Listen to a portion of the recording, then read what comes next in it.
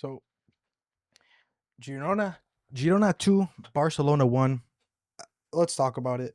Honestly, I'm gonna make it really, really quick. I'm gonna make it really, really quick because this is literally like 2 seconds after it happened. I don't want to. I don't want to. I don't want to continue any further than when I need to. Um, I'm gonna go through both lineups just really quickly. Girona like gonna skim through, and then Barca will go one by one on each of them and what I think. In terms of Girona, they set up really well to and this is why I feel like Barca should adapt in certain games, not in every game. I think the high line still works. I think it just can't be every game. It might be a little bit exhausting, and I'll get to why I think that a little bit later. But they sit in a really high press, but then tend to come back whenever like an attack develops a little bit more. People go into a better shape and a better like a better overall defensive shape to stop an attack. Um, I think similar to what like PSG and Bayern do, Arsenal do, but Arsenal play very deep. It could be a little bit higher, more of a mid block, but just to have bodies behind the ball because when everything is a 1v1, when everything is a duel, when everything is life or death, it just it's too risky. I think it's too risky, and I think it's too risky to go into every game. But to talk about Girona again, I think they set up well to do that. They were good on the ball when they had it, and when Barca had the ball, I think the best thing that they did was stop from anything going through the middle. Nothing was there was no line breaking ball through the middle to allow people to combine. There just wasn't because there wasn't space. And when you have Fermin Lopez and Danny Olmo alongside De Jong, none of those guys are smart enough to dictate the midfield, to find the right pockets to be in, to and in my opinion, they're lazy. Every single one of these guys are lazy. They're not lazy in the front foot. Like when they're looking to press and do more, yes, they're fine. My issue is when they have to come back. They don't want to come. They don't want to track back, and none of these midfielders want to track back. And the issue is when your pressing structure collapses, now you rely even more on your defenders to come and support you and break up play. But that's impossible when it's a 4v5. They have the extra man. It's too easy. They're going to go to the extra person coming in behind, and then they have an easy pass back. It's what happened against Atletico. It's what's happened today. It's what's happened with pretty much every game Barca has been defeated in, that Barca struggled in. It just has happened. Um, and I don't see Barca even going on the stretch like they did last season where they went on a lot of wins. I don't think I see it. So, but Girona, I think they set up really, really well. Uh, I do think that the first goal, in my opinion, is just it's not even the high line. Truth be told, because when the ball gets to where it's at, it's no longer a high line issue. It is defensive responsibility. It is someone marking the man in the middle. There's someone clearly open in the middle. Kubasi should not be letting that through his legs, and Eric Garcia should be on that marker. And if not, Gerard Martin has to be on that marker. It cannot be that easy to just slip into the middle and just have and just an easy cutback. It makes no sense. It's not possible. Not for Barcelona. You can't do that. You can't do that. The second goal, I mean, I forget where it came from, but the second goal, I mean, it is what it is. It was jumbled up here and there. The foul on Kunde that should have been called, but it is what it is.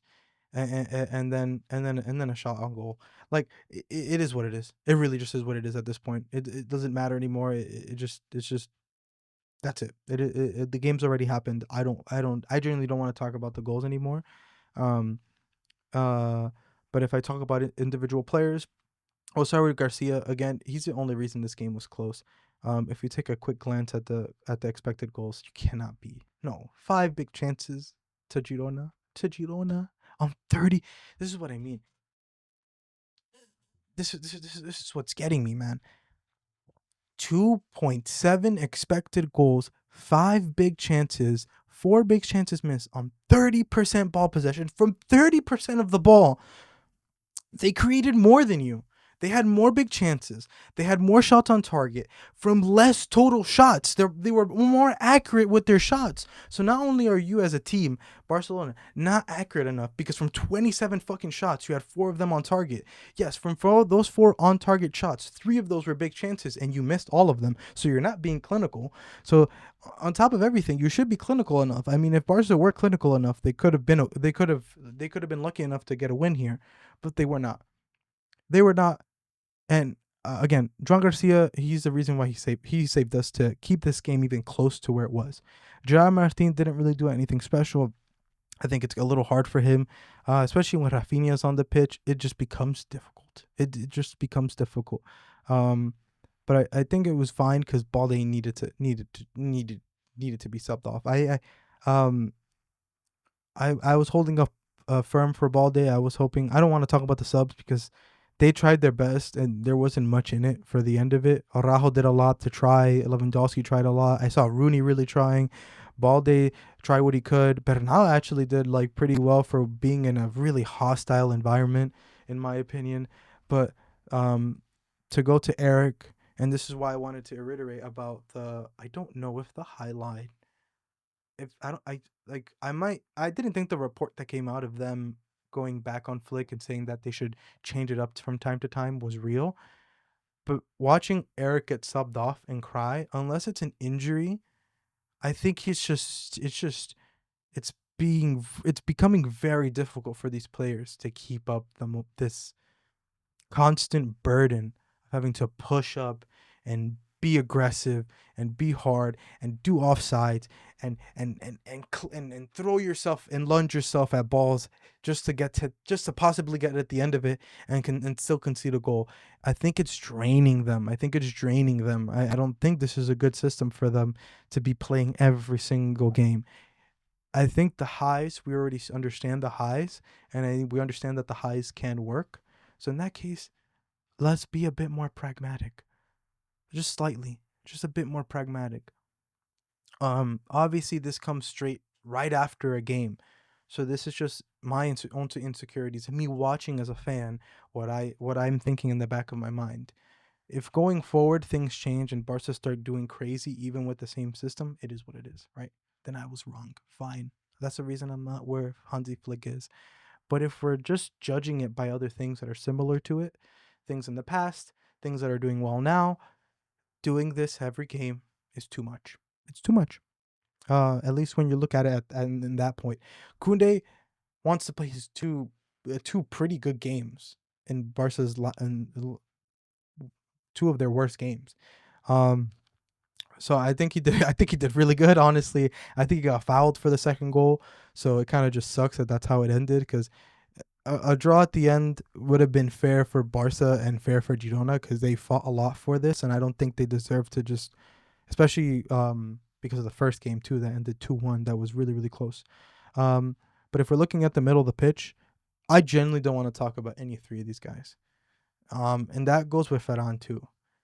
I just again, and Ferran can be grouped into this as well. Like I said earlier, I just don't understand the logic of being aggressive to try and win the ball back quickly, right? Like right after the possession is lost, but not be willing enough to come back and support your defenders. I saw Frankie De Jong so many times between the Atletico game and this fucking game, and I've said it for a long time. This is why I was wanting Frankie out of this fucking club. I wanted Frankie out for a long fucking time. And for the last year, he's gotten so much better. The last few months, he's gotten so much better, and he's shown me different habits that he's gained. But he's going back to his old habits. He's going back to his old stupid fucking habits of he wants to press and get really close to somebody that's on the ball or close to the ball. And then the second that the ball gets switched to the other side, the second that a runner runs through him, he wants to sit there, look at the rest of the team and them falling back and running backwards or doing the offside trap. He wants to look at all of that and he decides I'm going to jog back. I'm going to jog back. What kind of fucking absolutely shit ass mentality is that? What kind of garbage mentality is that? Did some of these players ratings changed. I swear to God, he was at a 7.0 and he was at a 7.9. What the fuck? What the hell? Anyways, but it's Fermin does the same thing, De Jong does the same thing, Olmo does the same thing, Ferran does the same thing. Ferran will press a goalkeeper, press a center back, and you go, great, that's awesome. The second they pass through him, he'll put his hands up, he'll put his head down, and he'll start. No, like you see Rafinha, and I think this is why Rafinha and this is why Pedri are vital to the team. It's not anything that they do on and off the ball because we know that they're quality. We know they're fucking fantastic players. But what Rafinha and what Pedri do on a on every game, they're able to play this Hansi Flick system. When I look at this overall team, when they're at their best, Kunde can play the system, Kubarsi can, Lamine can, Rafinha can, Lewandowski can when he's not fucking 40 years old, you know? Pedri can, Garcia can, Balde can, Juan Garcia can, Eric Garcia can. Because he's somehow gotten so much faster than he was before. I don't know how he's done it. And then Fermin, in my opinion, when he's on his day, he could do it as well. But Olmo, De Jong, if we go down here, Lewandowski now, but Araujo now can't do that. Like Cancelo, Marcasado, Christensen, I haven't seen too much of it. Gavi can play that. Rashford really can't, but Rashford's still a good piece to have here. But it's just, we go through over the same thing over and over and over every single fucking week.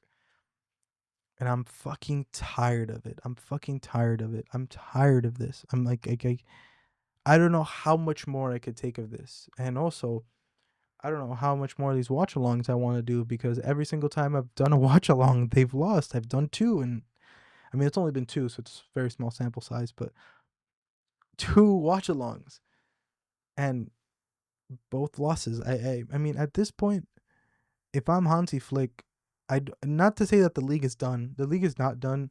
You still have to play Madrid. You have to play Atletico later, which is gonna suck too. Like there's still hard matches to come. So the league you could still win the league.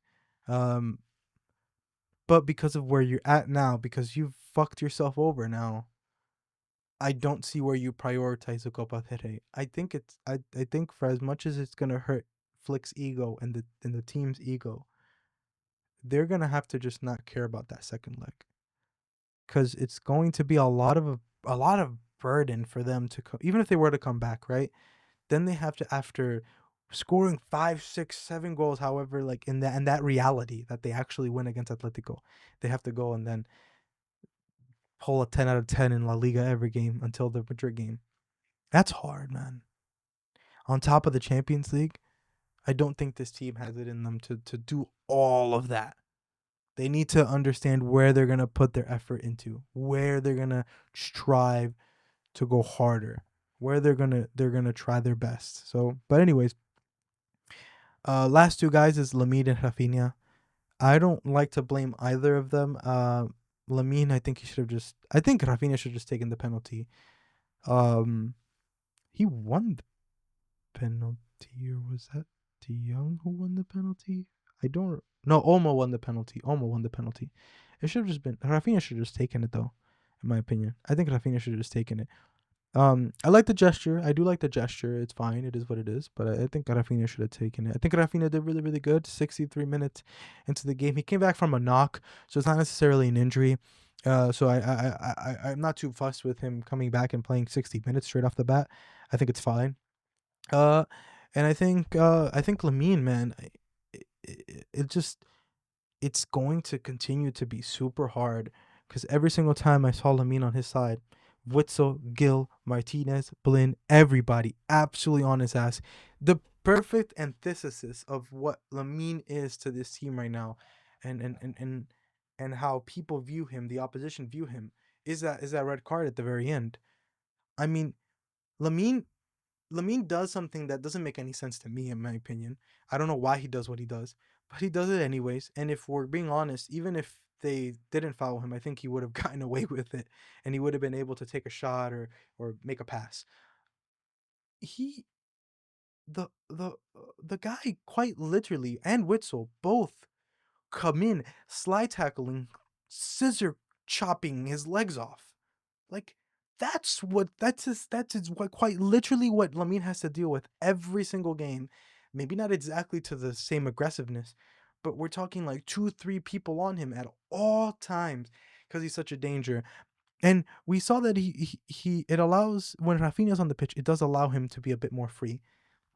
But I think the only way Barca go back to how what they were last season, they need the striker to be much better. They cannot have Ferran being bad. They can have Lewandowski be bad, and on top of that, because I will always believe in that De Jong and Pedri together. And it doesn't matter who's on the back line if we're being honest, at least defensively speaking, because it's a high line. They're going to concede chances. It doesn't matter really, as long as they're composing the ball, they're making the correct passes, they're holding on to possession well, and they're doing things right. They're gonna be fine. Not in literal speaking, because they're probably gonna be having a horrible time. But Pedri in this system and a striker that's good, you just it needs like Lewandowski from last season. It needs Kunde and Balde to perform like they did last season, because the young Pedri's level right now is good enough. The young needs to work on a few things still, even now, but I think it's also because of the fact that I think these guys, like I said with Eric earlier, I think every single one of these players, from the starting 11 to the bench, I think they're tired, man. I think they're really tired of this. A season on from this, last season, I think Barca could have gone all the way. They could have won it. They could have won the Champions League. They could have won every single trophy. But I think a season onwards from this, it's just they can't keep up the same way. The wheels are gonna run. The wheels are gonna come off so soon, man. But it is what it is. Madrid are top of the table by 2 freaking points. Still a long season to go, but it's not looking promising for Barca. It looks like a shift is turning. It's up to them to really figure it out, though.